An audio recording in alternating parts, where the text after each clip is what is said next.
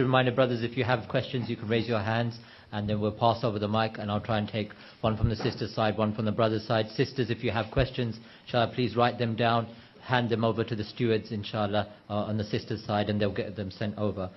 So the first question we have this evening, inshallah, is, can you advise us what is our main dialogue that we should have when giving dawah to our Jewish friends?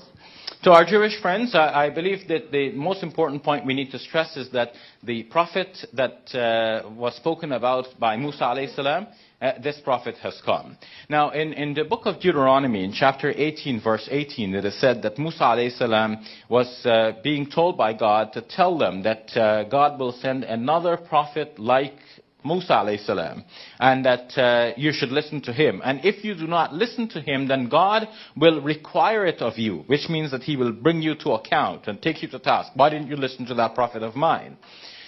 Now, the interpreters the interpreters of the Bible say that what is meant here is not necessarily one single prophet, but a series of prophets, that there will be prophets to come. We say, okay, even if you say a series of prophets, let's take it that way. So, is there an end to this series of prophets? Now, from a Muslim point of view, when we read the Quran, we read in the 33rd chapter of the Quran, Surah Al-Ahzab, and the 40th ayah, that Muhammad sallallahu alayhi wa sallam, he is the Khatam al-Nabiyyin. He is sent as the seal of the prophets. So, from the Muslim point of view, our Prophet Muhammad sallallahu alayhi wa sallam, last of the prophets, we don't expect another. Because, why? Because the Quran itself said so.